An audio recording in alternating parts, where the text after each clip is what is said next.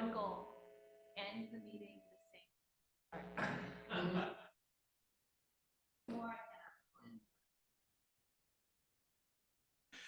same. It's 6:31. This is the January 2024 meeting of the Davis Police Accountability Commission. So I'd like to take roll call. I'll start from the far right. Dylan Horton. Here. Dawn. Here. Mary Bliss. Here. John Myers. And Robert Canning Chair is here. We need to approve the agenda. Is there a motion to approve the agenda? So moved. And a second? Okay, John Myers seconds it. Thank you. Okay, brief announcements. Staff, commissioners, and council liaisons. Can you vote on the motion? Oh yeah, I guess we Thanks. can. Do I have to take public comment on it? All those in favor of approving the agenda for tonight's meeting, please say aye. Aye. Aye.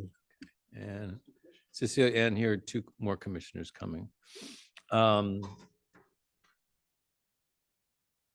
Greetings.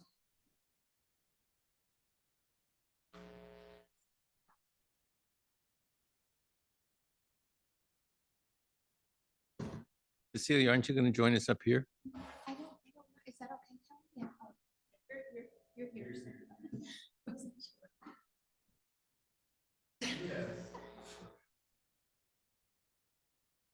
We're joined by Cecilia Escamilla Greenwald and Elizabeth Griswold. Right over here. There you go. So we were just going to brief announcements from staff, commissioners, and council liaison. We'll start with council liaison tonight. Any announcements? Okay. Staff? Kelly? Nothing other than, well, I guess one thing. Happy 2024. So hopefully this will be a good year. And then just one other thing, tomorrow evening at the council meeting, we will be switching over. We have a new mayor and vice mayor. As we move to district elections, we changed how we elected the council leadership. And so Josh Chapman will be sworn in as mayor and Bapu Vaitlu will be vice mayor. So, and that will be for the 2024 calendar year. Thank you. Announcements, things of interest from commissioners. Okay, I want to thank Kelly for sending out the RIPA report. For those of you who don't know, RIPA is I can't remember what the name of it is, but it's traffic stops statewide, and it's available. The report is available, and there's actually data available.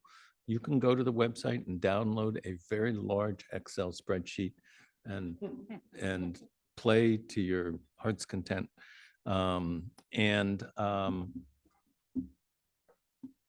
We have a police analyst anymore, a data analyst, or we still don't have one? We don't have anybody by that title, but we do have, we do have management in the police department who can come and speak to things if you'd like. Yeah, maybe sometime we should ask them to come and do that. Because we're going to have like 3 or 4 years of data now for Davis, which is starting to be a sizable amount. Just as a follow-up to, I'm sorry, I don't know if I cut in line, but am I remembering incorrectly that one of the time for the 9 recommendations that was taken up by the council was to I can't remember which number it was, but to hire someone of a title similar to what you just described, to begin to take a look at that data from the past couple of years here in Davis and to make some determinations as to maybe the origins of some of the disparities there, right? Do I have that right? Okay. Yeah, that's correct. And we were looking, Chief Pytel had conversations with, I think 2 or 3 different folks affiliated with universities, not UC Davis, but other universities. And we weren't able to come to any conclusion. So that was probably I want to say last spring was the last time we talked about it. So we probably need to revisit that because we haven't concluded that piece. Can I ask, concluded whether or not we could use the universities as analysts or looking for, or just sort of putting out feelers? Just looking for people who specialize in this area and would be able to accurately analyze the data. Michael can probably speak better to this than I, but as I understand it, the analyzing the data is tricky, and there's different approaches, I guess, to try to figure out how to make any analysis meaningful Right. beyond remember what's in the RIPA report. Michael, I don't know if you have anything else that you would add to that. I know you've been involved in that arena for a while. Yeah, I've been involved only far enough to know that my one statistics class in college is not enough for me to be qualified. Even though I did get an A- on the course, it's been a while. So, you know, obviously the RIPA data does a very good job of providing data with regard to the numerator of the people stopped. But then the denominator is the one that, you know, Kelly describes as tricky, and it is. The question is, do you use, what is that denominator?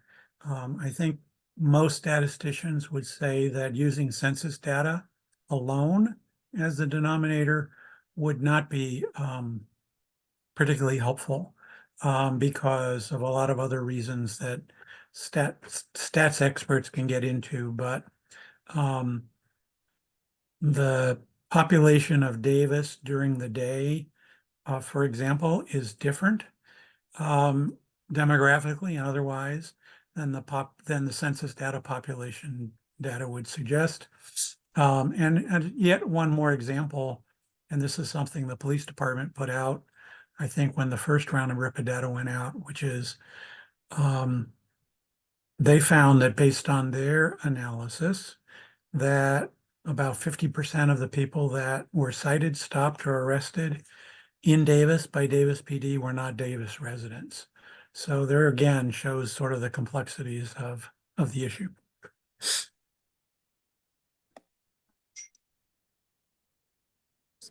If I may ask, they were not Davis residents, but were they, I can't remember, were they, is it because they were affiliated with the university or were they just passing through, so to speak?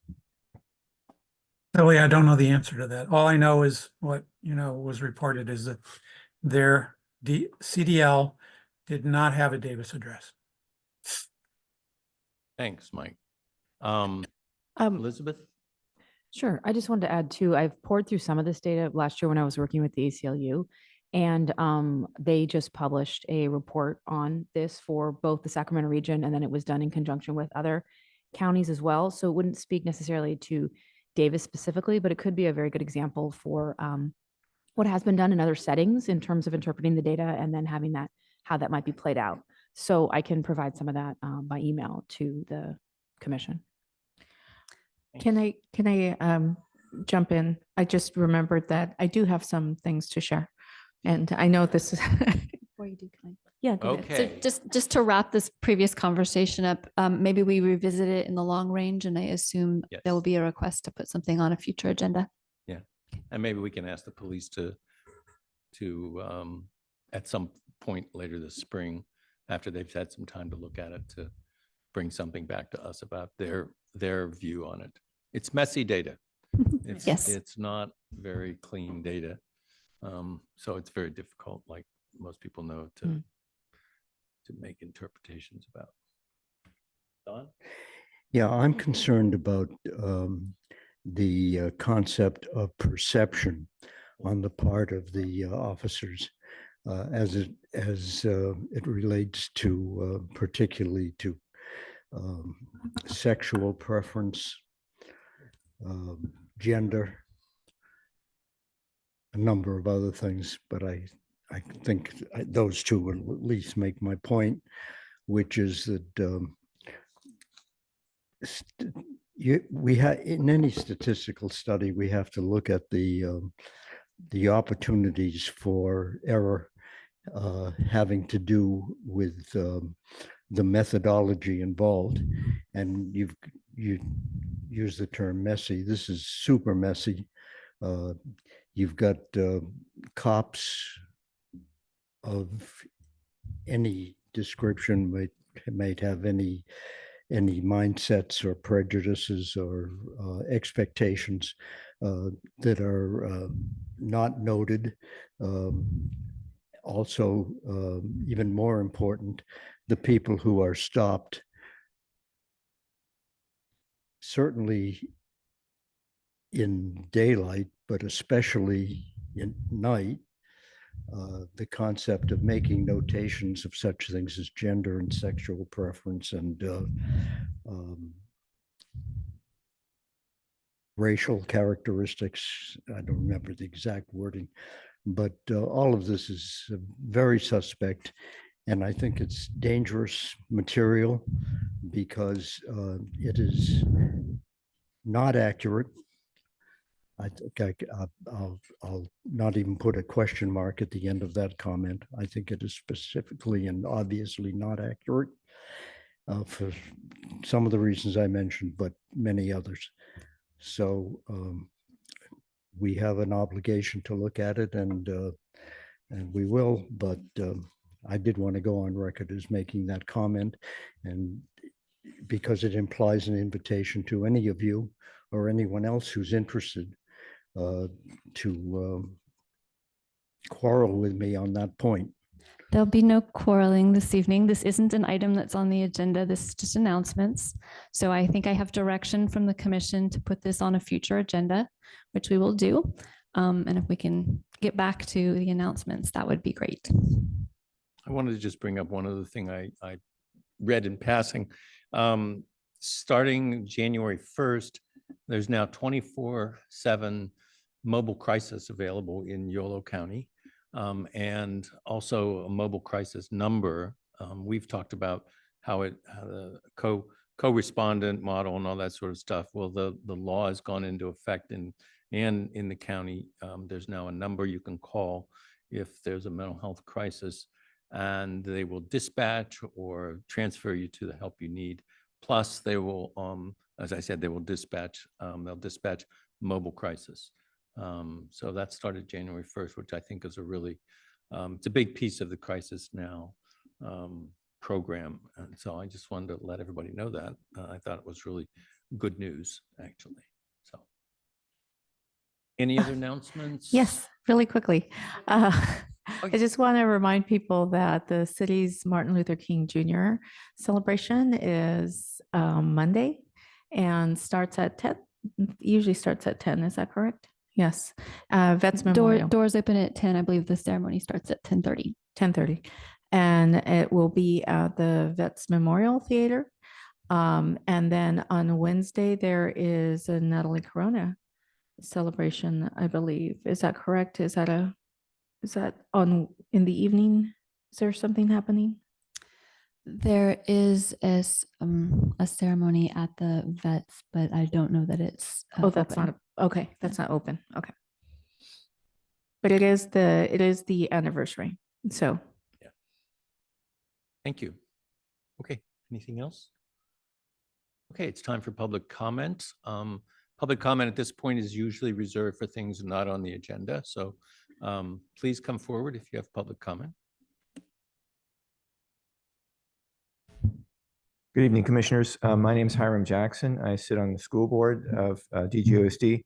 I'm here to remind you, you'll probably be seeing lots about this, that there is a school parcel tax that is on the March 5th ballot. It is an extension of the current school parcel tax that is set to expire soon. So this one extends it.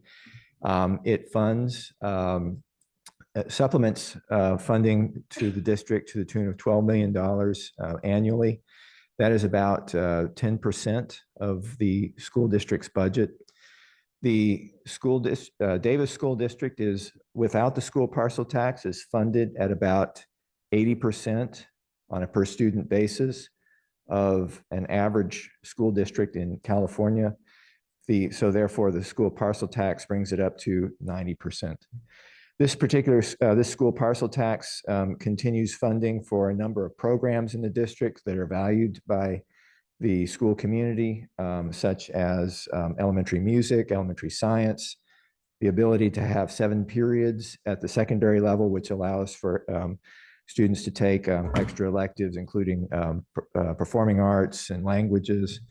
It funds athletics, and perhaps of interest to this commission, it funds a number of programs directed at safety. It funds extra counselors, nurses, and I think an extra vice principal position in order to handle disciplinary issues in the district. One reason that I'm out here is that it requires 2/3 vote to pass. And so therefore it's important that everyone knows about this. And I hope that, obviously, I hope that you'll support it.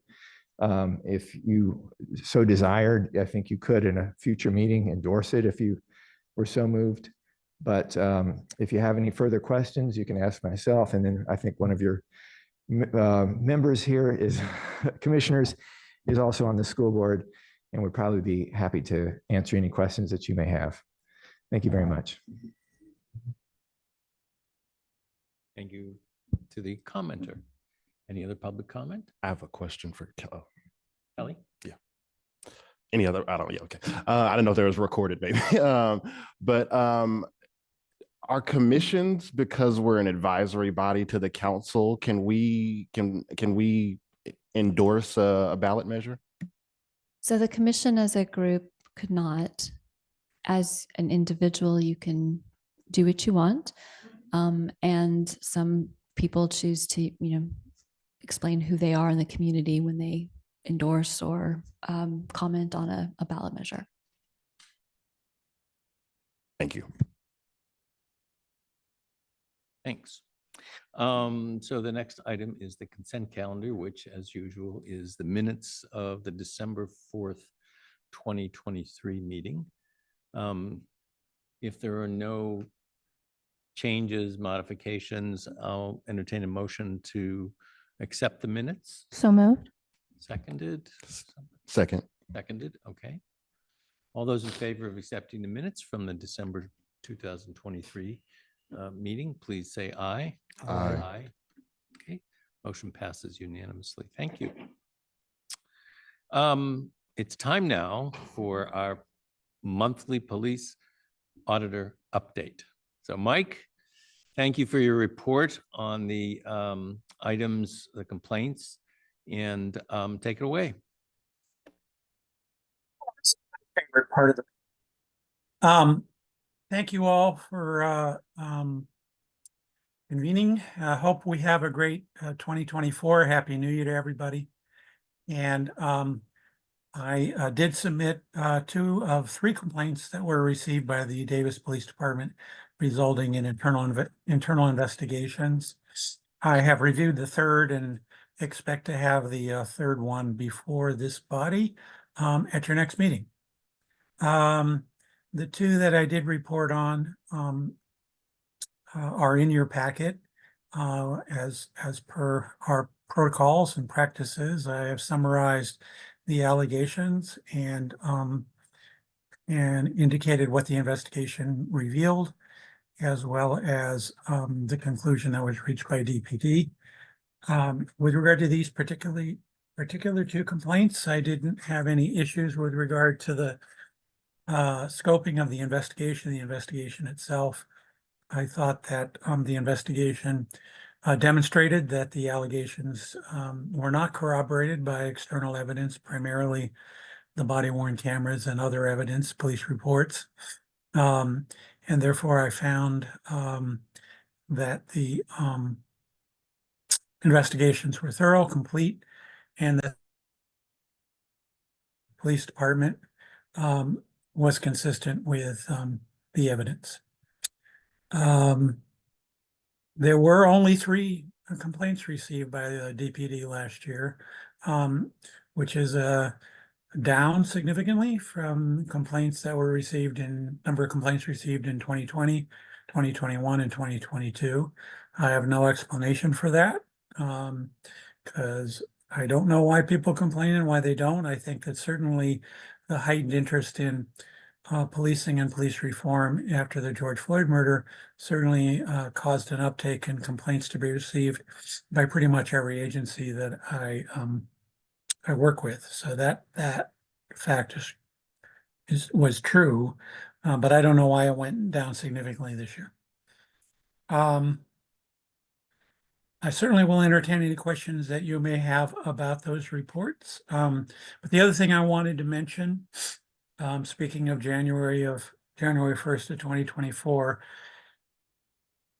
on January 1st of 2024, a new law that was passed by the Assembly, Senate, and signed by the governor went into effect that has a real impact, I think, and will have a real impact on policing in California and policing in Davis. The law is, if you want to see it, and I can send it to you, I thought to send it to you before this, but I can send you the text. It's AB 2773.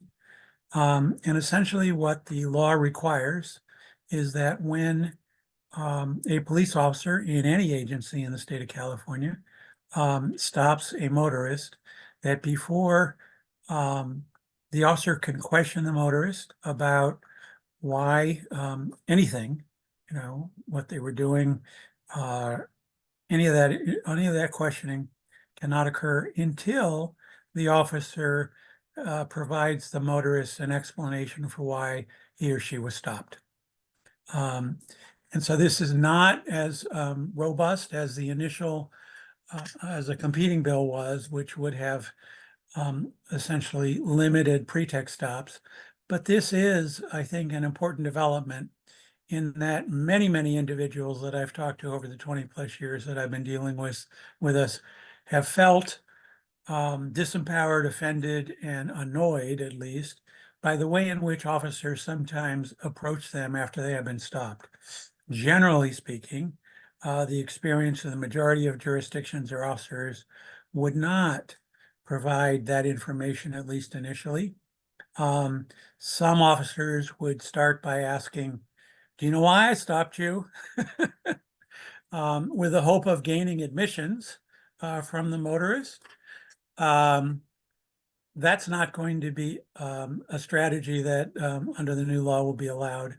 Or the more frequent response is no response or explanation at all, but simply a request or demand for license and registration, and then going on from there. So I think this is an important development, and I'll be talking with the chief. I haven't had a chance to do that, to make sure that he's working on a policy that will be aligned with the new law, or if he hasn't already done it. But my hope is to talk with him this week about that. So that is what I have to say this evening, but certainly available to answer any questions or follow-up that anyone may have about the two cases, the new law, or anything else IPA related. Mary? Mike, I just want to check. My understanding, and correct me here, is that this also covers bicycle stops, that they have to also tell them. Is that correct? I'd have to look at the language, but it might. I think it talks about a vehicle, and I don't know if a bicycle is covered, but I can go back and look. Anybody else? Oh, by the way, Robert, sorry about, Sure. I did forget to mention one thing, and that is the hiring and recruiting audit. My colleague Steve Connolly was able to get up to Davis in December and did the final piece for our review, which was to take a look at background investigations and evaluate how thorough those investigations are. Before any officer can be hired, state law requires that there be a background investigation into the history of the applicant. And so we looked at a sample of both applicants who ended up getting accepted by DPD as well as looking at applicants that did not get through the process to evaluate the strength of those investigations. So that being said, I think that was the final final task that we needed to do before we finalized our report. And I expect that within the next 30 to 60 days, we will have a report for you on that audit. That's good news. Thank you. Any You bet. questions about the audit? Yes, yes, thank you. Mike, do you know how many you said you took a sample or you sampled some of the background checks, some that were successful candidates, some that were unsuccessful. Do you know how many of each category y'all were able to take a look at? I don't. I'd have to ask Steve, but I know there was a small sample because there aren't a lot of applications. And what we looked at were applications that had gone through the first few steps. So sometimes an applicant is automatically rejected. Doesn't need a background investigation to make that determination. Either they're not old enough, or they don't have the requisite education, or they have a felony. There are just things that are automatic disqualifiers. So we didn't look at those. We looked at the ones that had pretty much made their way through the process before that background investigation, which is very, very thorough and extensive, was initiated. Thanks, Dylan. Thanks, Mike. Quick question, Mike. Do you think that Senator Bradford is going to reintroduce SB 50 or something like it to get rid of pretextual stops? Yes. And Robert, the RIPA report that Kelly distributed remakes that recommendation that they made last year. So if any of the legislature is listening to the RIPA board, you'd think the RIPA board would be one resource that I think should carry a significant voice in this discussion. Right. Yeah. Thank you. Oh, yeah. Yeah. Cecilia. Thank you, Mr. Chairman. You asked about, or Michael, it was asked if this applies to people who are biking and, that they can't just be stopped. I know it sounds silly, but it happens. What about people that are either walking or at a bus stop? And I say that because, believe it or not, that has happened in Davis. We haven't had a lot of complaints recently with that happening, but I do recall people coming to us in the past. Not only have they expressed concern about biking while Black, but also walking while Black or at a bus stop while Black, or a person of color being asked, "What are you doing?" And they're like, "Excuse me, I'm at a bus stop, I'm waiting." So if you could please get back to us on that as well when you look into the biking, if it applies to cyclists, also those who are walking or just waiting for a bus. Yes, I can come back to you on that. I hate to guess, but I would guess that it does not apply in that case, because the reason that that it applies to certainly motorists and potentially bicyclists is because it is a stop. It is an implication of the Fourth Amendment. When an officer is walking up to somebody who's waiting for a bus, that's not necessarily a detention unless it is. But most of those encounters do not implicate the Fourth Amendment in the way that making someone pull over does. Okay, thank you. Any other questions, comments? Thanks, Mike. We really appreciate your input and the information you provide us every month. Next. Good to see you all. Take care. We need to take public comment. Thank you. Is there any public comment? Nope, seeing none. We will move on to the next regular item. And the first item is the consideration, it's a surveillance technology item. We had one last month, and this month we have a slightly different one, replacement of body-worn cameras and in-car cameras. I took a look at it. I have a couple questions. We don't have a representative of the police department tonight, Kelly? We don't. If we decide that we need one, I can try to find somebody really quickly. This was a slightly different, yeah, call the police. I have a number. This, do you want me to, do you want me to give an overview of what this is? It's a little bit different than the surveillance technology conversation that we had at the last meeting. Hopefully a little more straightforward, but you still may have questions. So Why don't you let's see what we can go. give us the rundown? Yeah, so it's for two pieces of technology that the police department has used for a number of years. One is the body worn cameras, exactly what it sounds like. It's the cameras that the officers have on their person, and they activate those cameras as per our policy when they are in a particular incident or interaction. And then those recordings, Mike uses those recordings and his colleagues use those recordings when they're reviewing an investigation from a complaint. And those can often shed a lot of light on what that actual interaction was. Hand in hand with the body worn cameras are the in-car cameras, which again, we're not very creative with our names. That's exactly what they are. They're the cameras that are in the patrol cars. And those are on and recording what is happening, at least from the viewpoint or the vantage point of wherever that patrol car is located. So when you take the two together, you can often get a fairly thorough view or reflection of what happened at a particular incident.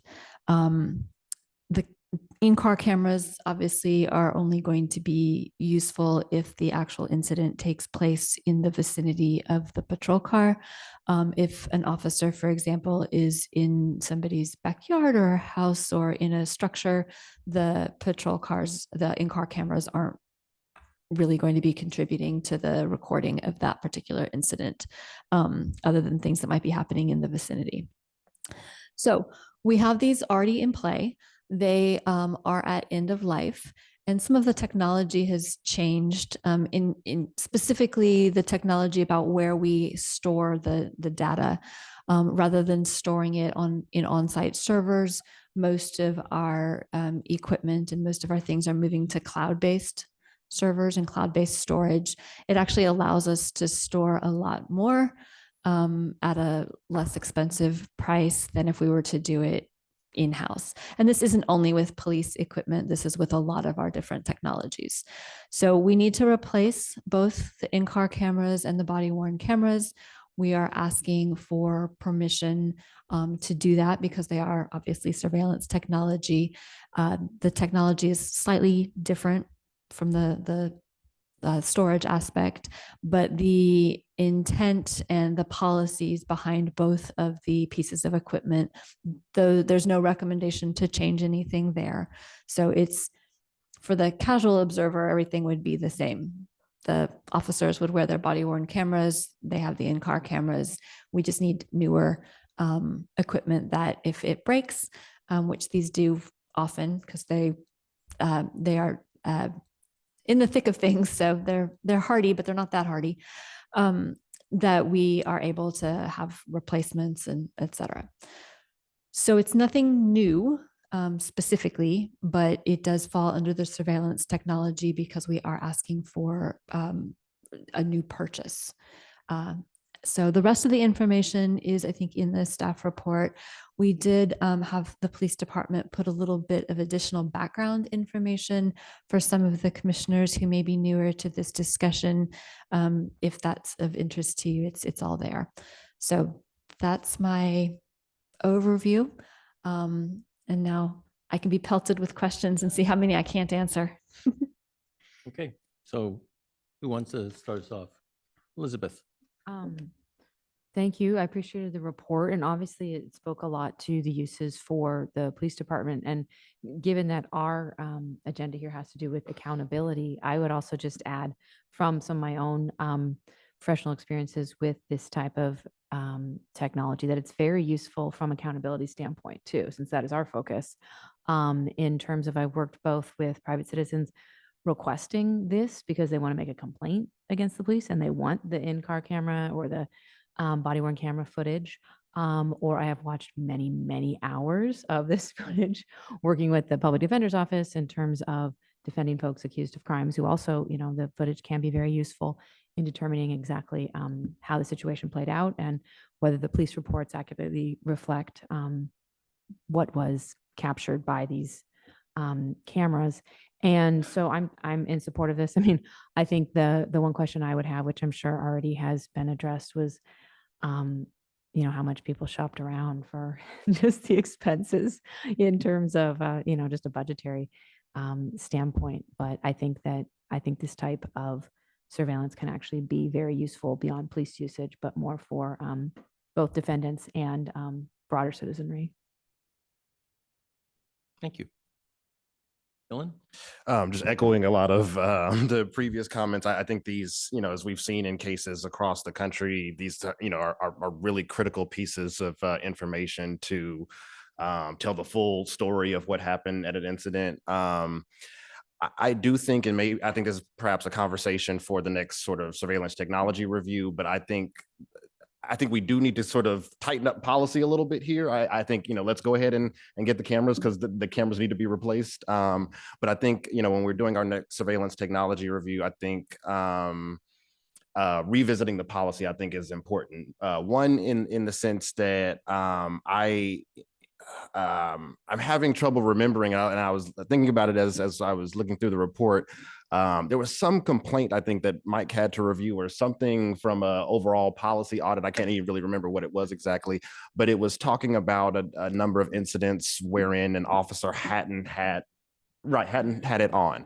And I remember being concerned at that time that it didn't seem like the infrastructure for making sure that they were always on when they needed to be was strong enough. And so that's one thing that I think we should take a look at. And then the other is, if I'm, rewinding my mind to the prehistoric times of the commission before we existed in the, the incident that, sparked our creation, the Picking Day 5 incident. It wasn't any sort of camera equipment that was operated by PD. It was sort of civilian, surveillance or, camera equipment that I think provided, going back to, Elizabeth has mentioned accountability over and over again in her comments. And I think, that's really critical. And so I think, looking back at that moment that, there was a concern of, well, we know that there's, that all these officers have cameras, but we as the public don't have access to any of that footage. We sort of need to know what to look for before we start looking for it in terms of this kind of body cam footage or police, vehicle camera footage as a member of the public, as someone from the outside in the sort of regular community environment. And so I think, revisiting the policy in both of those areas to see what ways we can improve them at our next surveillance technology review will be important. Thank you. And I, of course, support the purchase of the cameras. Anybody else? Don? Yes, to your point, Dylan, I agree with you. I think that for us to have that kind of experience and the public as well would be very useful to all parties involved, definitely including the police department themselves. It occurs to me that the manufacturers of the equipment probably have prepared promotional material and record-keeping stuff, but essentially PR material, probably in the form of videos and documents that we could get access to before we have to make the next recommendation in this area.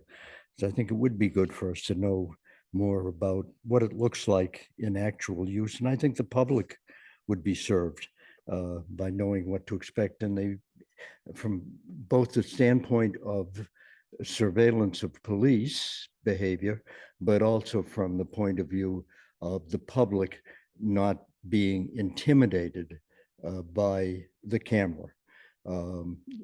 feeling that it's some kind of enforcement or some kind of intimidation effort on the part of the government and police in particular. So my experience in this kind of matter suggests that the manufacturer could help us with some good material in this area. 40 pages of Motorola. I mean, there's the prices and all that, but at the end of the packet, there's 40 pages from Motorola. I actually didn't look that closely at it. I counted the pages, but there might be something in there that'll be helpful. Well, I read that as well, and but all the more because Motorola is a large company and they have a lot of people working in the information and public relations aspects of their effort.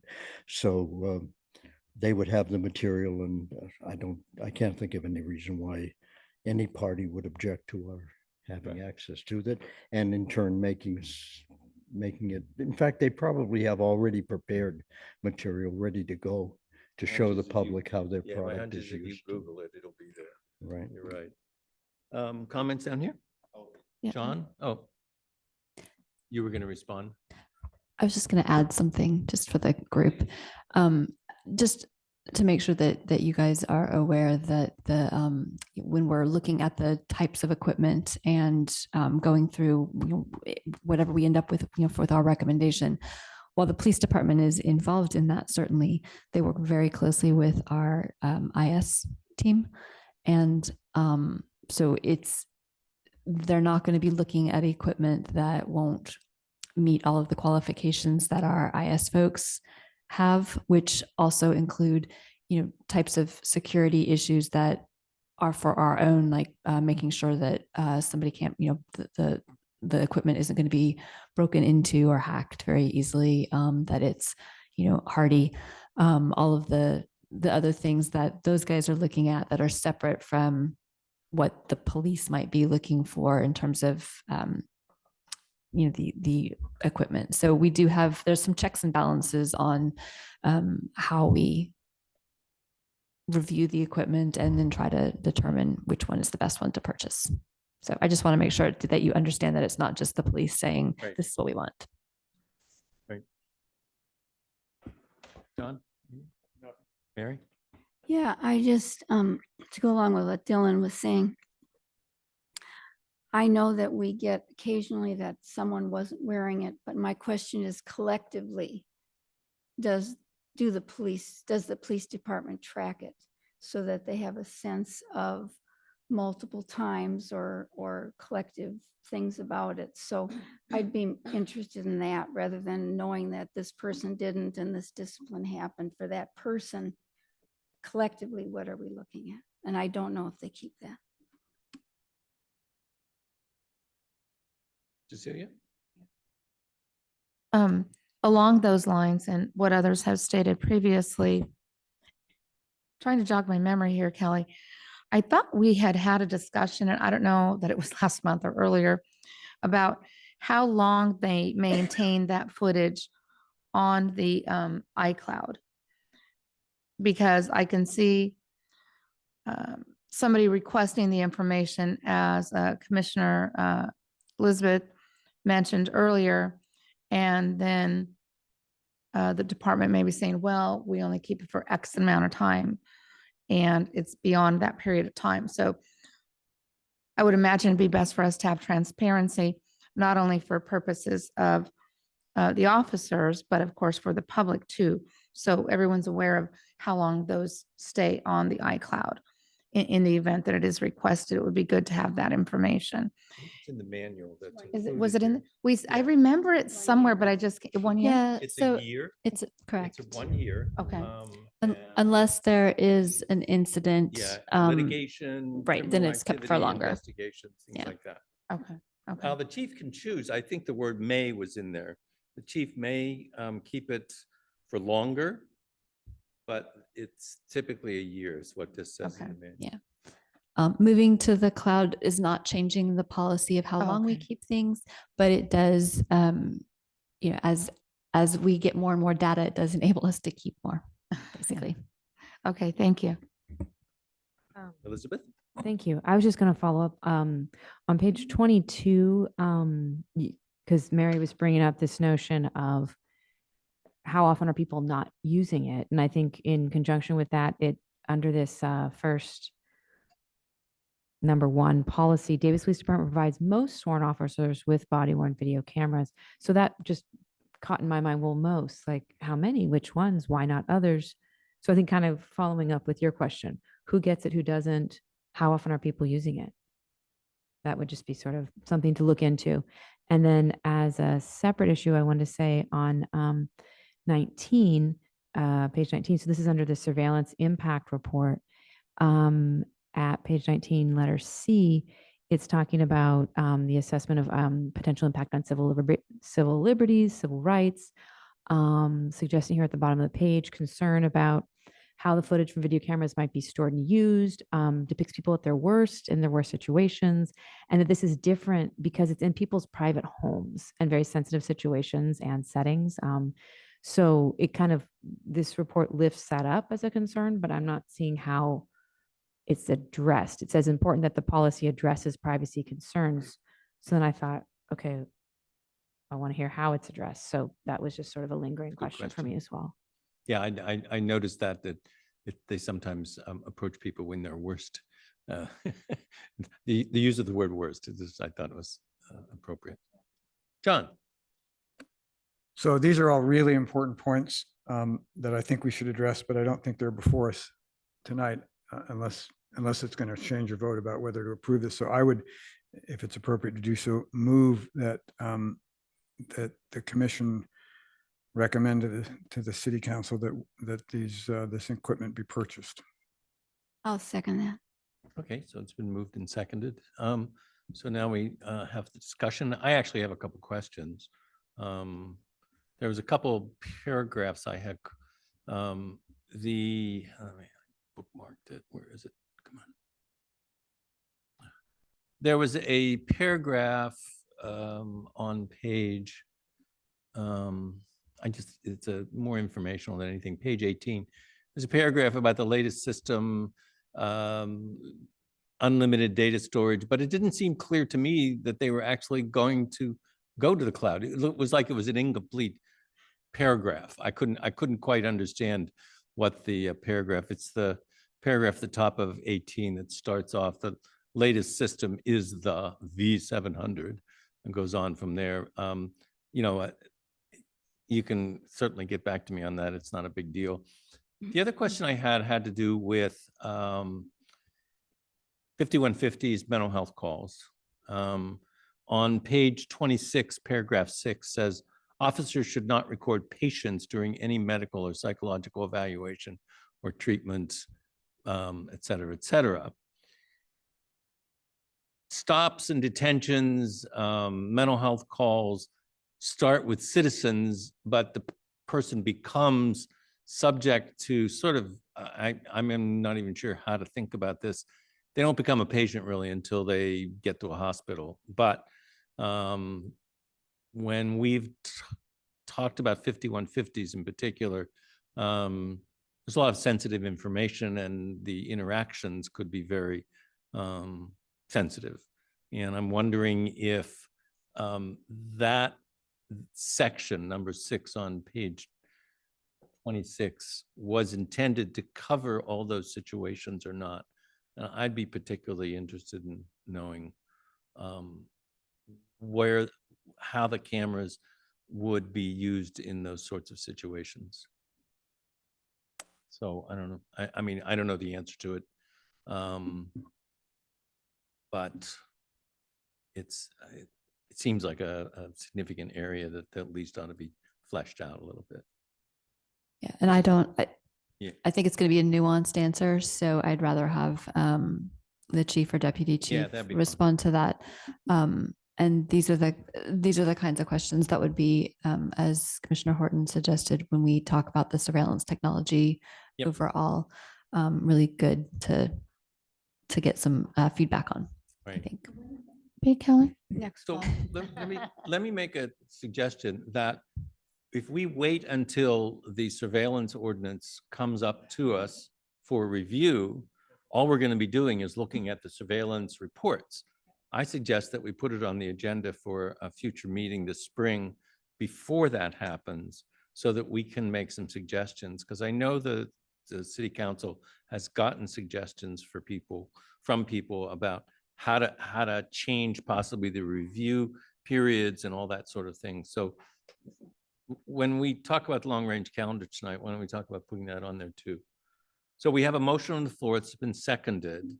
I shut my mouth off with my questions. Other discussion of this item, the motion is to basically recommend acceptance of the purchase and make the recommendation to the city council. Any other discussion? Being none. So all those in favor of recommending approval of this item for the city council, please say aye. Aye. Aye. Aye. Any opposed? Abstentions? Okay, the motion carries unanimously. We didn't ask for public comment. I'm assuming there's none recorded, so my apologies, a bit out of order.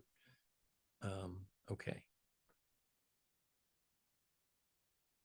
Seeing no more discussion about this item, let's move on. Scroll back up to the next item, which I believe is feedback or sort of the debrief. Thank you, that's the word. For our November meeting, we now put this off from last month. So there is a several pages at the end of the report which detail the questions that were asked. And I just sort of want to open the floor to discussion and comments from folks about how they felt about how it went, things that we can improve on, things we learned, and any other issues that we might have about the November event, which I thought went very well, actually. Kelly? Would it be helpful if I brought that list up on the screen that you could see? Okay, give me a second and I'll do that.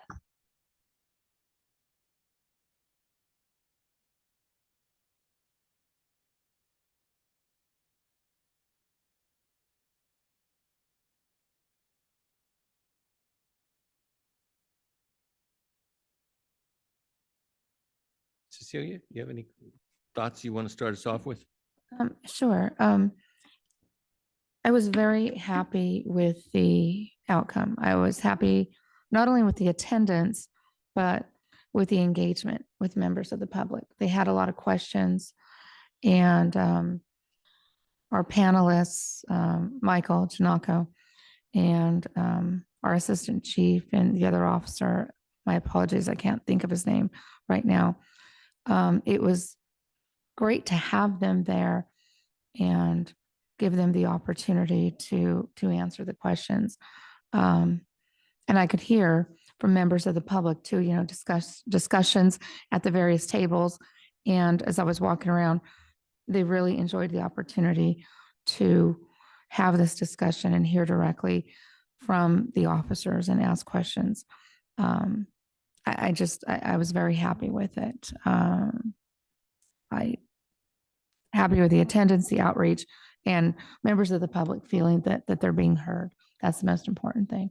And I think when you ask what can be done or how can we improve, I think just, yeah, even get more people. Just think about, okay, how did we do outreach?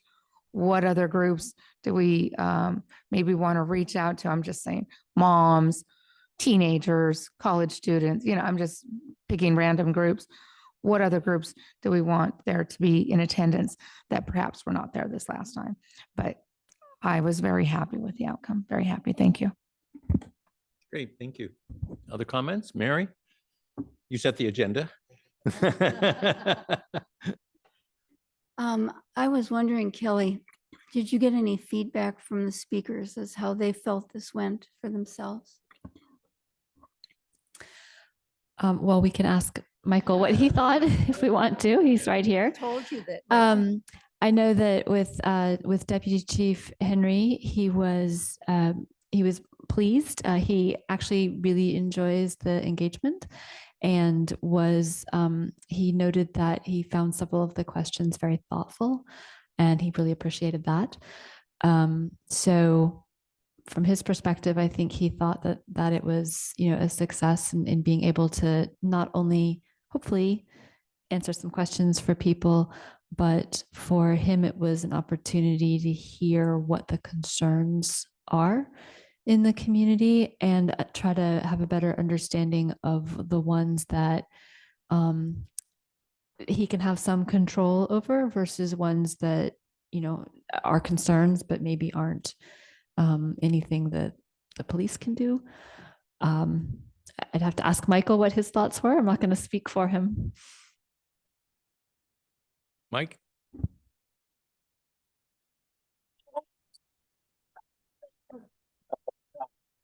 Mike, can you lean into your computer because we didn't I catch can try. part of what you said. I would just say that I was pleased to be part of the presentation and would agree with Cecilia that I thought it was a helpful discussion and happy with the turnout. And I thought it was also really cool that a local media outlet reported on it. The deputy chief made the network news or the local news that evening. And I thought that was a very good to see that media source, at least one media source, thought it was significant enough to show up, and bring a camera and report on it. So I thought that was also a very helpful part of it. And so my next question would be, Kelly, this attachment of what people were thinking of, did that go anywhere? Was it provided to the police department? So the only place it has gone so far is to you guys. Okay. Once you give me the go ahead, I am more than happy to share it with the police department along with any other, comments or thoughts that you guys might have. This was not in any way edited. So whatever, other than a couple of maybe slight clarifications, but it was not edited. So this is really what came back to me from the groups. I thought some of the statements and even the questions might be helpful so they know what people out in the public are thinking about. Because I thought there were fairly wide array of information that people had given us. And so I'd like to move that we do get it sent over to Deputy Chief Henry so he gets to see what happened. We even need a motion. Don? Don? My question is the recording, you may have answered this, maybe I just didn't hear you. The recording that was made of the presentations, there was a video was made of at least part of it, is that right? I saw there was a private news media source there. I believe it was Fox News who was there in the room. They recorded whatever they recorded. It's not ours. Anybody from the city or anything that we could access. Okay. I have a thought regarding the makeup of the people who came to the event in demographic terms. I would like to have seen more young people, and I would like to have seen, and I take responsibility for this because I undertook the publicity myself and talked with the TV people and a number of other things. So maybe I didn't go about it quite the way I could have, but it seems to me that we would like to have a turnout. I'll put this in the form of a question, if you all agree or don't or not, that the turnout would be a reflection of the public that has contact with the police. That's a very broad definition, but in general, age and other characteristics that might be thought about of the people, because that's where really where the issue comes home to roost. If we have these events and they can serve a purpose of creating a communication between the police and the public with whom the police deals. And I know that many of the people that were there may have been the parents of young people at the university, or they may have been people who are teachers or administration and come into contact with young people and so forth. But the young people were not there. And I know it's a tough nut to crack because they're generally not as interested in a live event as they are what's on their phone. And I don't mean to make light of that or I'm not being critical. I'm just observing a reality that it is hard to reach a young audience today for live events. And everybody that is in a business related to bringing people to live events will endorse that experience. However, I'd like to know if you feel, as I do, that we should make more of an effort in that direction. And it might be as simple as directing a lot of our publicity, or a good part of it, or an additional effort in publicity towards the university community altogether. A question. Do you agree with that, or does it make any sense, or is it important? Dylan? Just overall, and then I'm going to pivot back to responding to what you were saying, Don. Overall, I felt like it, similar to what Commissioner Escamilla Greenwald was saying, it was a great event. The questions, as you said, were, really engaged. This is clearly, a topic that was on a lot of people's minds. I think there's an, an entire crowd of folks who, were not able to come, who I'm sure would have, liked to have been there, maybe if they had time or even knew about it, I think, Commissioner Griswold and I were talking about how the subject matter of the event, property crime, almost seems like a square peg in a round hole, with the Police Accountability Commission. It was different than some of the other things that we've done in the past. The thing that we had done with that lawyer about Know Your Rights, our very first outreach event that we did in 19. So this, right. Well, no, our very first one was in person at the senior or vets or something over there. But anyway, this had a different flavor. And I'm not saying that you said you weren't saying some comments earlier to be critical. I'm not saying that to be critical, that this is different. I think, we need to do events that were like the last outreach event. Obviously, again, the topic, property crime, anybody who, has the privilege to own anything, is going to want to keep that safe and not have to replace that or have it damaged.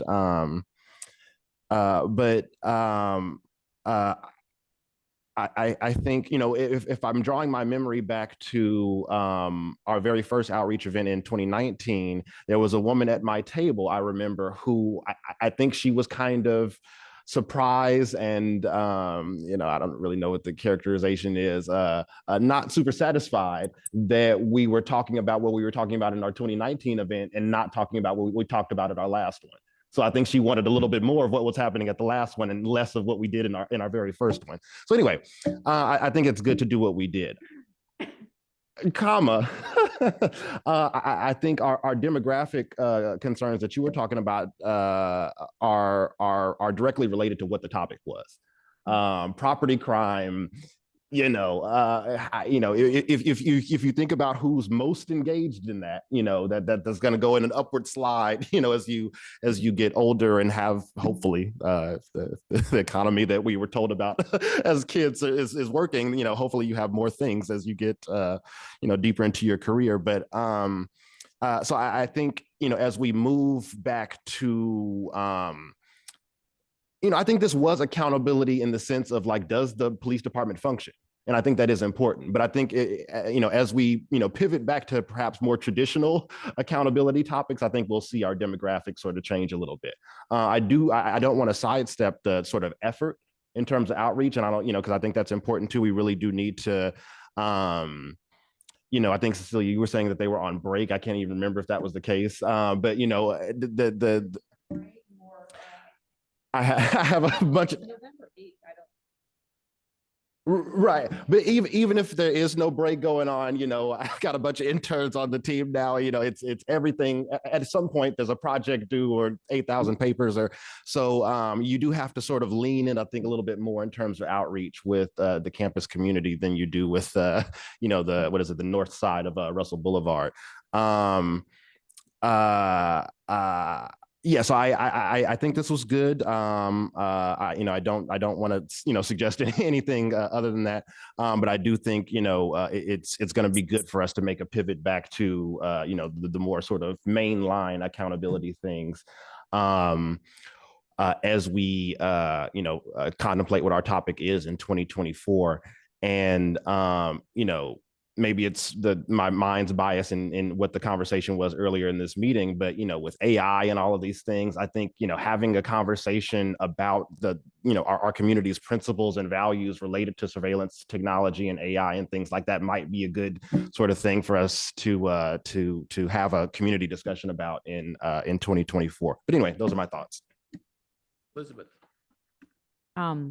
Yes, I would follow up just on both what Don and Dylan were both sharing around, kind of more diversity of both age and race at the meeting, and that topic I think would have a very big part to do with that. And I mean, I'll say, like, the conversation that was happening at my table, like, it really wasn't something I wanted to be a part of. It was very ignorant and violent in a lot of ways, and I had a hard time sitting there where people were, things like that got onto this list have consequences for crimes. The jails are completely empty.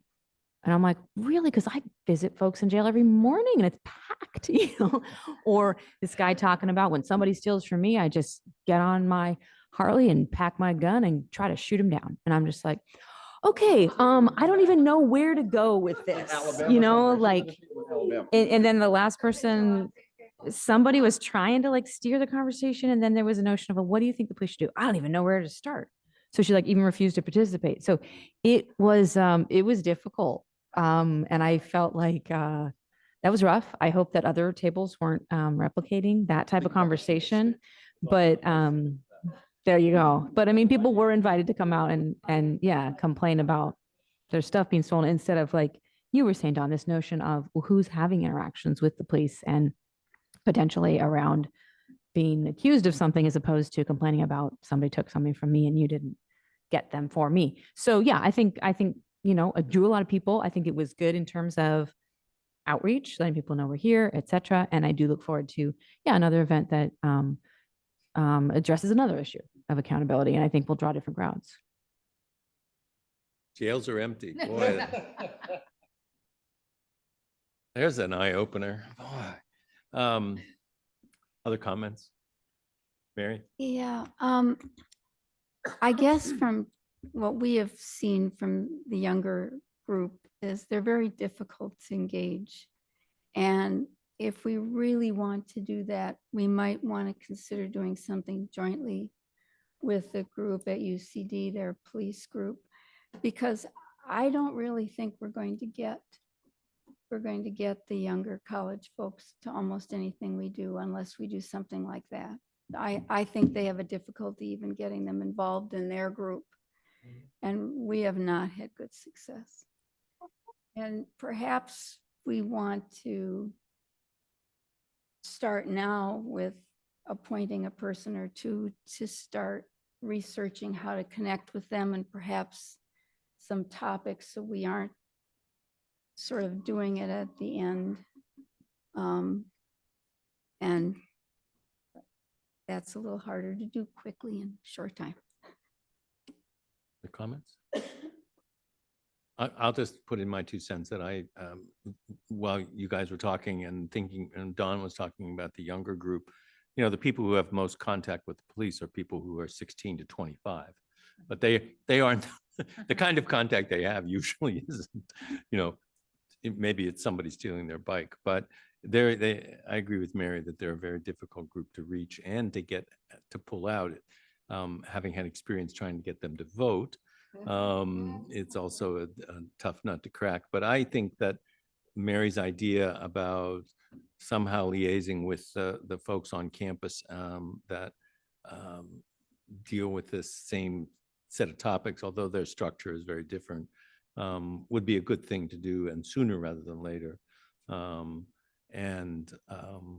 mean, it was about property crime, so we had property owners there, that was what, and people who thought the jails were empty.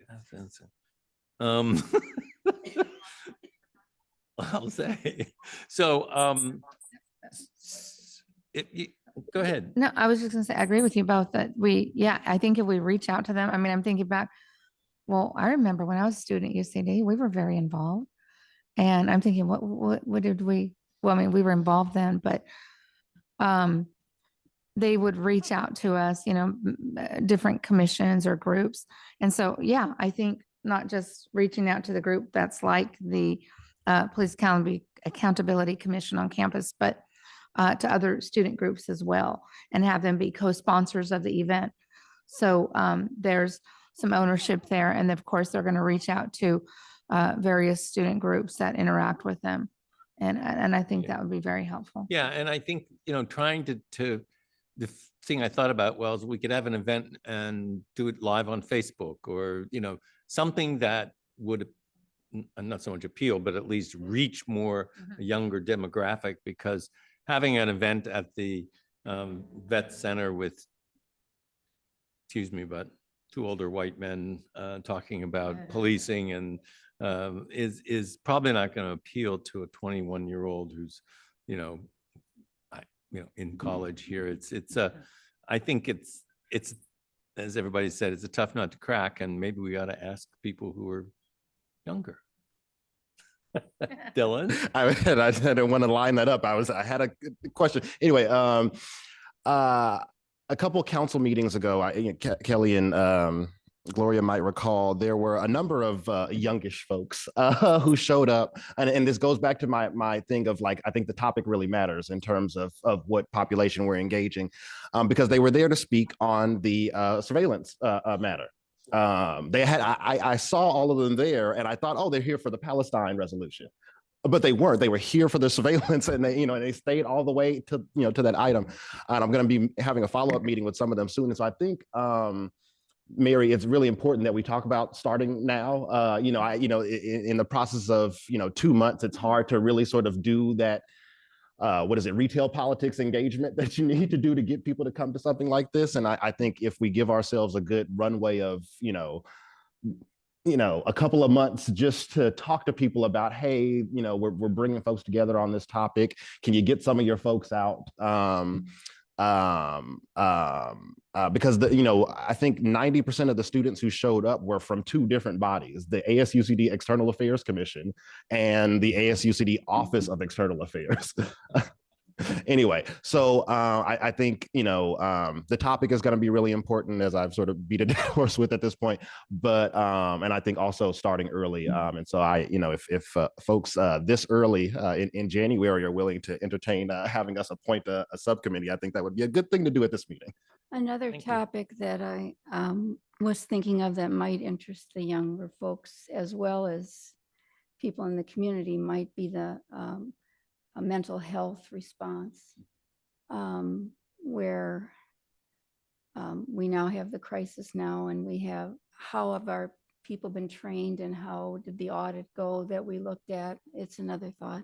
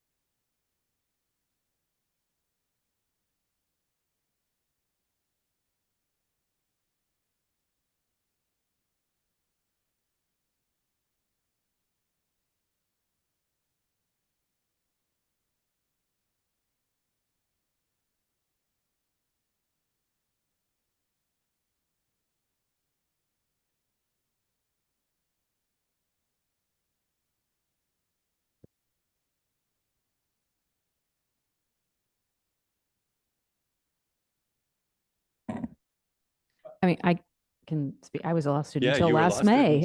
just recently. I would take a different tack. No, I think that's actually a really great idea. I mean, I wasn't at UCD, I was over in Sacramento at McGeorge, but yeah, I mean, people who were like wholeheartedly into the clinic they worked in, whether that was like immigration or homelessness issues or and the intersection of those with mental health and people who are working with the public defender's office here in YOLO or Sacramento. I mean, I think that's actually a really good idea that a lot of people would be happy to come and engage on that level from the law school.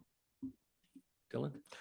Two things. One, there was actually like 2 or 3 law students who came to, obviously not our most recent one, but 2 outreach events ago. I guess that must have been 2022. I can't even really remember what the topic was, but it was in the same room as at Vets Memorial. But I remember there were 2 or 3, and I can't really remember how they found out about the event. Oh shoot! Now I forgot the other thing. Yes, hopefully at some point. Okay. So what I'm thinking is that we had a small group of folks who worked to plan this event. But I like the idea of, to be frank, starting now. And if there's anybody, well, I'll nominate myself to at least be part of the preliminary planning. If other people would like to join me, Dylan, you have an election in the fall, don't you? You won't take on too much? The idea is we're starting. Okay, fine. Yeah, that's true. That's true. And Dawn, okay. Can I ask Elizabeth for some help, maybe around reaching out to maybe law students, finding out what clinics and stuff over at King Hall and things like that? I'm sure that's fairly straightforward. So how do we go about forming subcommittees? We just say we're going to have a subcommittee and there's going to be 3 people and no more. That's right. You just did it. Okay, good. So I just want to make sure that I have it correct. So subcommittee of Canning, Sherman, and Horton with a special assignment to Griswold of connecting with the law students or law school. It's going to be yeah. And then you can report back Gonna be at the research. next meeting or at a future meeting. Yeah. Doesn't have to be the next one. That's it. Okay. Okay, good. Any other comments or thoughts about it? I actually thought it was a good event. But yeah, the demographic was tailored to the topic. Property crime, stolen bikes, street lighting, all that sort of stuff. Downtown. Catalytic converters, hey, I have one, most everybody. Class question. Oh, I bet you it does. Anyway, maybe not one that's appealable to a thief, but yes, I'll bet it does. Okay. So any other comments? Are we done? So if no public comment on this item, I'd love to have the public comment on our public outreach, but not tonight. Okay. So the next item is the election of the 2024 chair and vice chair. So the outgoing chair will entertain a motion for nominations for next year's chair and vice chair. John? I nominate you. Oh, okay. There's one. I second Um, that. Oh, do we have to wait? well, Is that right, or we Kelly. So nominations can be done. You could just do a nomination without having to actually do a motion. We'll need to have the whole slate of whoever is nominated before you guys actually do a vote. Right. We can second it. That's okay. It doesn't hurt anything to second it. It's fine. I've had fun this year, even though I didn't have a gavel, but I'd like to respectfully pass it on to someone else. So in that case, what I'd like to do is I'd like to nominate Dylan for chair this year. And I'd also like to nominate Elizabeth for vice chair. So do we have to make this in the form of a motion? We do, don't? Well, what I need to know is you were nominated, but I've declined. I think you've declined the nomination. Kind decline. Respectful. No, respectful. Okay. So then in that case, it sounds like there is, we'll call it a motion Dylan as chair and Elizabeth as vice chair. Do both of the folks agree to that? Would you accept it if voted? I do accept. Okay. So Would is there would any, it make a difference if we got you a gavel? No, it wouldn't. would you like, you know what, before the meeting is over, we'll make sure you have a gavel to at least close it I out. want to remain gavel. It's like when Dylan was chair a few years ago and the very first meeting, he brought snacks for everybody and we didn't have a quorum. Oh, So Dylan and I had a lot of snacks. But then And then we went, Kamala did get that golden gavel for, well, so there's only so much we can do. It might be an old wooden gavel. golden. so we have a Second. motion on the floor. I second that motion. And its motion is okay.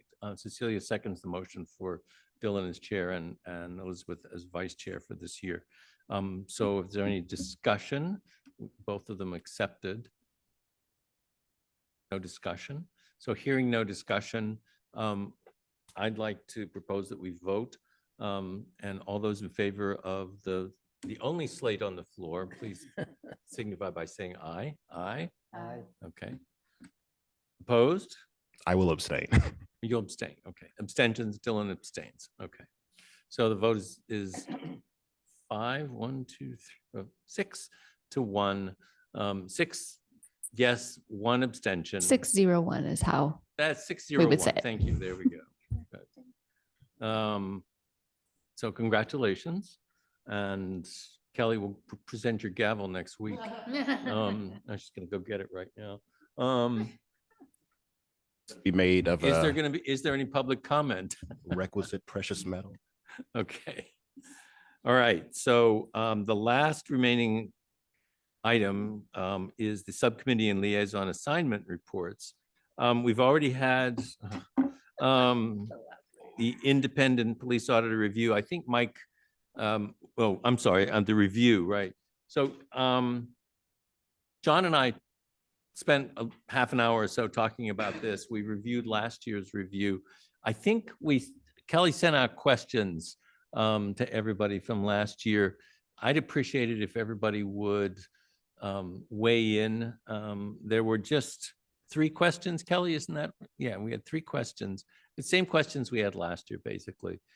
We got a couple responses, but I think it would be good for us to get everybody to weigh in. And then next month, we'll present our review, right, John? That's it. So that's the committee report for that. Subcommittee on challenges in police hiring. I think Mike sort of covered it all. Yeah. So we don't really need to, is there anything from the committee members, Dylan, Cecilia, or John about this? No? Okay. All right. So finally, the last one is the subcommittee on local voices. Dylan and Cecilia, anything Yeah, to they report? haven't been as active and, I mean, I need to try to get a hold of them. I tried, but they haven't been as active. I don't want to say because it's been so cold, but it could be because it's been so cold, they haven't been out farmer's market or anything like that. So we need to, find out from them where they are in that process. Okay. Thank you. Can I tell something? Yeah. Can you please. tell me what the local voices Thank you. outreach is? Do you wanna- It's a group. My understanding is that Local Voices was a project started by a number of members from YOLO People Power, right? Yeah. To do outreach to the community, but to really be sensitive to the various sort of cultural dynamics that were at play, to really make folks feel comfortable. And some folks don't feel comfortable coming to this podium and telling us about a negative experience they had with law enforcement. Or they might have a challenge, even like filing a concern or complaint, Right. and may want to have a different avenue by which to do that. Mhm. And it was, I think, partly also to reach out to people who have lived experience and not necessarily positive in particularly minority communities in Davis about how to work with the police and things like that. So it's a currently ongoing, sort of community research project. As Cecilia said, they've been a little less active in the last couple of months or so. They wanted support from a number of community bodies and some of the commissions, particularly human relations. I think, I don't know if they talk to social services as well, possibly. I think sort of the way that we come in, is kind of unfortunately on the back end. And so we've been sort of unfortunately sitting here kind of waiting around for the information to come out, because I think it's helpful for us to then take that, into account as to, do we need to sort of initiate a new audit? Do we need to maybe make some recommendations based on this information? And so that's the project. Our role in it is just supporting them in any way that we can. We sort of took a vote, I can't really remember when, committing, to support them in that way. Cecilia and myself, also I think formerly Commissioner Legg, were sort of the liaisons to them, and that's what's happening. Great, thank you. So public comment on subcommittee and liaison assignment updates? Looks like none. Kelly, you keep looking around for that public comment and exactly, they run through the door. So the final item on tonight's agenda is long range calendar. I know that we've got, I think my suggestion would be to add the surveillance ordinance earlier rather than any possible amendments or changes to it. I know that I actually authored a memo from YOLO People Power a couple of years ago about changing the review period and how it's actually done. And that was something that we submitted to the city council. We might want to submit it again to remind them. And there may be other issues that we want to bring up. Kelly? I just want to be sure I'm understanding. So we would effectively have two conversations in the next couple of months on surveillance technology. One would be what I'll call the standard review conversation, which you guys have now done. Well, many of you have done now for multiple years. Hopefully prior to that, we would have a conversation that would be more policy-based, where you'd be looking at reviewing the policies, perhaps that would be the focus. Okay. And my understanding, at least I heard a rumor from somebody, I can't remember from who, is that the council was thinking that maybe there needs to be some adjustments over time to the surveillance ordinance. And because I know that they got at least this one set of suggestions about reviewing and things like that. There may be others that I don't know about. Maybe our council liaison could, is there any discussion within the council that you could share with us about updating, amending, or changing the surveillance ordinance at all? I don't think we've had that conversation I know that we had that conversation the first couple of times it came through, and there were some changes that were made as far as how the reports were set out. But as far as the actual policies around surveillance, we haven't had that. We haven't had that conversation. Well, that's good to know. Maybe we can provide some input, thoughts about how to improve it. I know Elizabeth, you're interested in that sort of stuff. Yeah, I am too. Chairman County, I have a question. Sure. So when you brought it up before, please correct me if I'm off, but I thought that the discussion we had was like, because we had an opportunity to give input, but members of the public and commissioners, we felt like we wanted more time to get that input from the public so that we could then give a more robust report and suggestions to city council. Is that right? Which the council actually acceded to. They actually moved the review period back a whole month for us. And then we have that month, and then we give the feedback to the police and to the, if my mind tells me, memory serves me correctly, and to the city council, which then has the month to then digest it and then vote on it at the end of, because we thought it was such a huge task to do in 1 month to get everything done. Kelly, is that you remember too? Yeah, so if we followed the same schedule as last year, we would be bringing the surveillance tech for the annual review to you guys. No joke, April 1st. So that would mean that you would want to choose either February or March to have additional conversation on, any kind of policy suggestions. Should we tentatively schedule it in for February? And then I will work with the new chair and vice chair in terms of seeing if that still makes sense, or does that work? Okay. I think if we're going to have it that early, that we should have a group or something that would take those page such and such, paragraph such and such, and what you're seeing and what your suggestions are, because this is so vast, and for it to come to us Yeah. just sitting here, I don't think we get a whole lot accomplished. So if there are specific things that people want to talk about that you've noticed, let's get those sort of out there with suggestions. Okay. Does that work? It sounds like we need a small work group. I'd be willing to work, to go over it and see if there are any areas. Elizabeth, could you help me with that? Okay. Dylan, are you interested? Yes. I know you have thoughts about these sorts of things. Yeah. Okay. So the I have three a, of, oh, sorry, when you get a chance. yeah, I'll- so the three of us will review the surveillance ordinance, sort of tick off areas that we think need to be updated, changed, amended, and then bring them back to this body for discussion in February. Wow, that seems so soon. It is. It is. And then that will give us enough time to have a discussion and maybe send some recommendations to city council.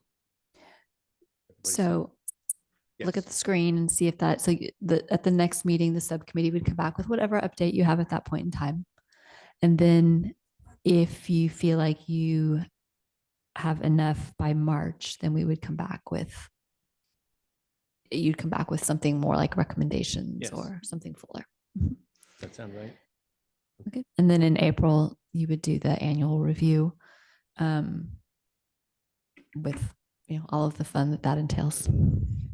The annual review would come to us in April. We would sort of take the month to cogitate on it.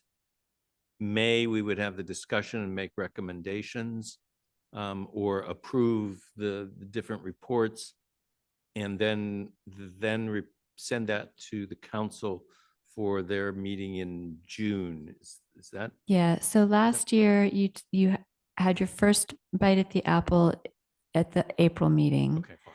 And then it came back to you in May. And then I think that because of a number of other changes and changes with the council calendar, et cetera, we Middle of brought the it back month. for a third time in June. We wouldn't do 3 bites this time. We would be having the goal of 2, Right. but April, May, it probably works best because then we can get it right to the council after that. Okay. And our goal is to have it aligned with our fiscal year. Right, exactly. Yeah, So that yeah, it can and budget. start over. So that's what we're trying to do, is make sure that it gets to the council prior to that Right. June 30th deadline. Okay. I don't think we need to make a motion. We've just sort of put together another work group. And so is there any more discussion about this about the long range calendar we need? I have, Yes, sorry. Oh, Cecilia. it's okay. Kelly, you're going to send that to them. Can you send it to us too, so we could review and mark it up and come back with our questions, comments to that meeting? Are you able to? Sorry, what was the what? What was Oh, the it? you're going to be sending them out, the subcommittee, you're going to send them the surveillance report so they could prepare. Can you send it to the entire commission so that we can, review and mark it up and come back with our questions and comments? So certainly when the actual annual review report is ready, I'm happy to send that out to everybody. Okay. For as soon as we've got it. If you're talking about the actual policies, I can get those to you guys. I can send you the links for I know we those. had before, but if you don't Sure. mind, yeah. Is that what you're asking for? Yeah. The policies or the? Yeah. Okay. Yeah. And then. She's asking to highlight things in the policy and then give them to the three of us. Is that what you're suggesting? No. Oh, Sorry. No, just so that we can, at our meeting, come back with having reviewed it and making suggestions, highlight what we want to suggest or have questions about. So the policy, yeah, if you could just get that to us. And then I just want to double check. This is going to be an issue regarding surveillance was brought to my attention. It was after our meeting, though. Davis Community Church Nursery School, you know, they have a nursery school there. My kids went to one, that's one of the nursery schools they went to. So after many years ago, after families finish up there, they usually take their kids across the street to Central Park in the afternoon. And parents were suggesting, you know, can we ask you all to make a recommendation that there be some kind of surveillance camera? Because a couple families in particular, there were unfortunately some situations there where there were people, a person and individual at the park doing lewd things in the presence of children, daytime, little children. And the parents were there. They brought it to the attention of the police department. But whoever the officer was, they said, well, do you have proof? Do you have, you know, I'm just like, I didn't whip out my camera and take a picture of somebody doing something inappropriate. You know, I grabbed my child and ran. And it's happened on more than one occasion. And I did bring it to the attention of Michael Janako, and I'm very thankful that he's going to be, you know, talking with us. And I'm going to get the families together. We're probably going to be doing a Zoom meeting or something like that. But the other day we had, you know, they had the carousel there. And I was just thinking, we were having this discussion too. Dan was there, former council member. And we were just talking about how I know the city council has had discussions, I believe, Gloria, correct me if I'm wrong, about some fencing so that it's not open. Kids don't run like into the street from where the carousel is. Oh, okay. I wasn't sure. But also for surveillance camera purposes, you know, I mean, there's one thought that says, okay, we don't want cameras everywhere. I know people say that, but unfortunately, in these times we live, there are appropriate places where we do need to have cameras, especially where there are a lot of children, parks, and, you know, it's at least a discussion that needs to take place. And so I just want to make sure that that's on our radar about having discussions, talking about surveillance, but not just only body cameras and the vehicles, police vehicles, but also parks, community areas where a lot of people tend to congregate, especially children. So I just wanted to get that out there to the subcommittee and see if we're going to include that in our discussion. Well, Yeah.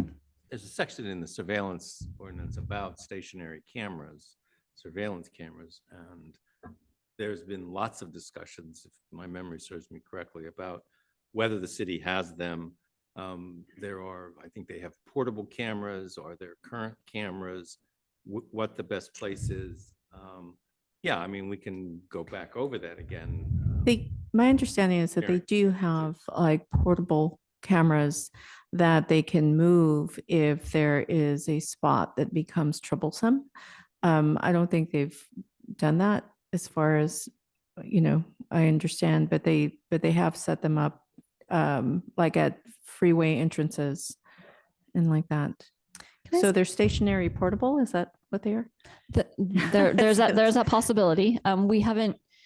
We certainly haven't done that to put cameras up at playgrounds. But I know the situation that you're referring to, and it, you know, it's double-edged sword. I guess I have a question for the subcommittee. When we were talking earlier, the surveillance tech policy comments were really focused for the body-worn cameras and the in-car cameras.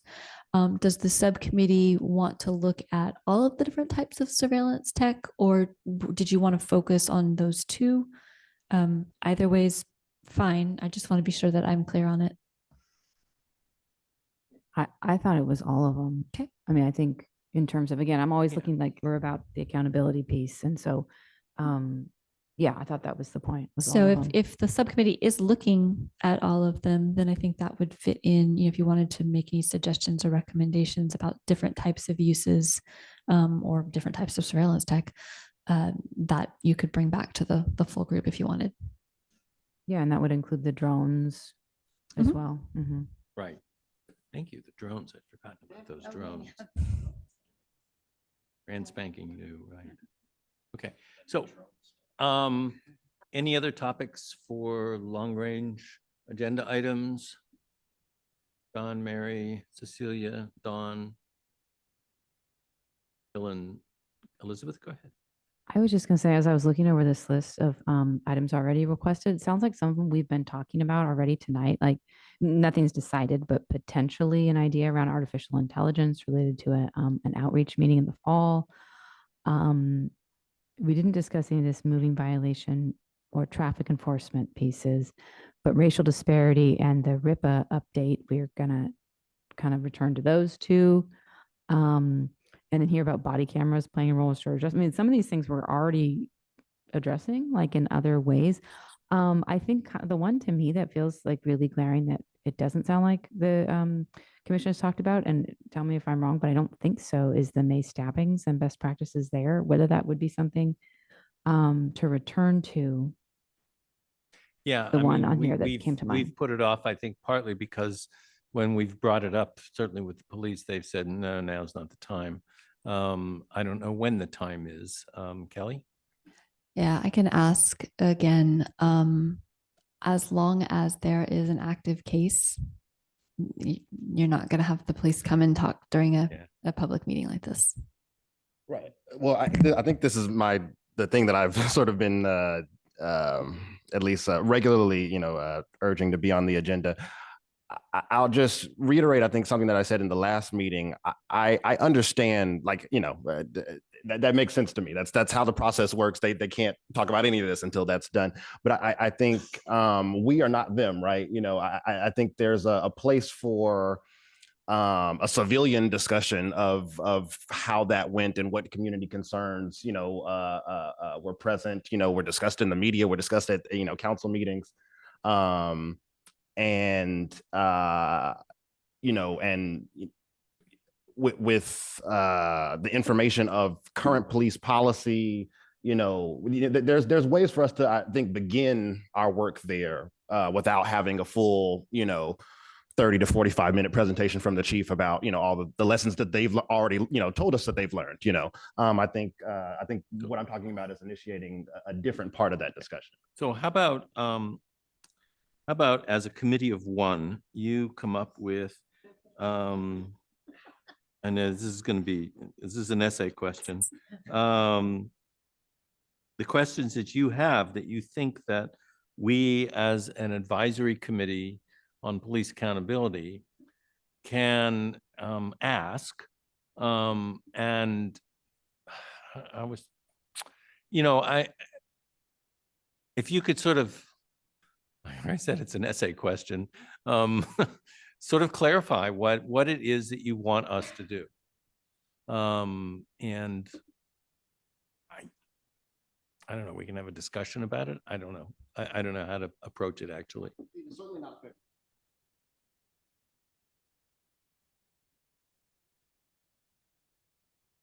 Yes, What are the salient issues that it brings up for the public in terms of police and police accountability? And we'll go from there. I mean, I don't know what more to say. Other thoughts about that? No, I just want to quickly add, I'm very No excited. quizzes. There will be no No quizzes. No, I just want to say I'm very excited about this because we talked about surveillance being our next public outreach issue. And then here's all of this discussion leading up to that. So I think it's going to hopefully, help to build up towards this and lead somewhere. Yeah. I thought the idea was artificial intelligence. I mean, those two would definitely go together, but that artificial intelligence as floating out there as a potential idea for the next outreach meeting. I think. An Yeah, but I think idea. the problem is, I think we're not really using. Mm. Right now, I think that's kind of, we wouldn't. Mhm, mhm. So I think Mhm. broad space of tech is Mhm. kind of what Sure. is on the collective commission's mind. Makes sense. And yeah. we're gonna have to winnow that down to something more specific as we. Predictive policing and things like that. Mhm. Okay. And can someone explain to me the second point about what that refers to? LAPD nonviolent calls for service? Oh, they had, the police union in Los Angeles instituted or urged the city council, if I'm remembering it right, it's been a while, to create a task force or they weren't going to get into it with people anymore. They were going to do nonviolent interventions with people. I can't remember the exact details, but it had something to do with an initiative that was initially put out by the police department or police union Mm. of all things. An unexpected place for it to come from. Mm. I would have to go back and look at it and see if I could even find it. Yeah, that's interesting. I would be curious to talk more about that, whether from the LAPD or other research I've done into different community models of alternatives to calling the police for whether it's a conflict, whether it's just a nuisance type thing, and like models that other communities have come up with to rely on or whether it's looking to social workers, mental health care providers, et cetera, instead of bringing police where sometimes it can escalate from there. So I think that would be a wonderful conversation to put on for long range. Yeah, we've had discussions about that. I mean, we have a neighborhood court, of course, in town. with Separate issue, but yeah. Mhm. Restorative justice kind of principles for dealing with lower level conflicts, I guess is one. And I way think to that's put it. more the yes, right, or kind of the alternative to the criminal justice Criminal prosecution. justice, But yes. this was talking more about as opposed to even like the police arriving on the scene in the first place. Kind of who else in the community might meet that need as opposed to police response in the first place.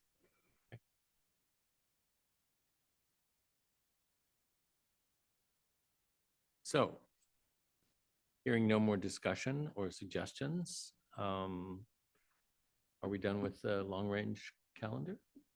Okay. So how about a motion to adjourn for the evening? Second. Okay, all those in favor of adjourning for the evening? Aye. Aye. Aye. Public comment?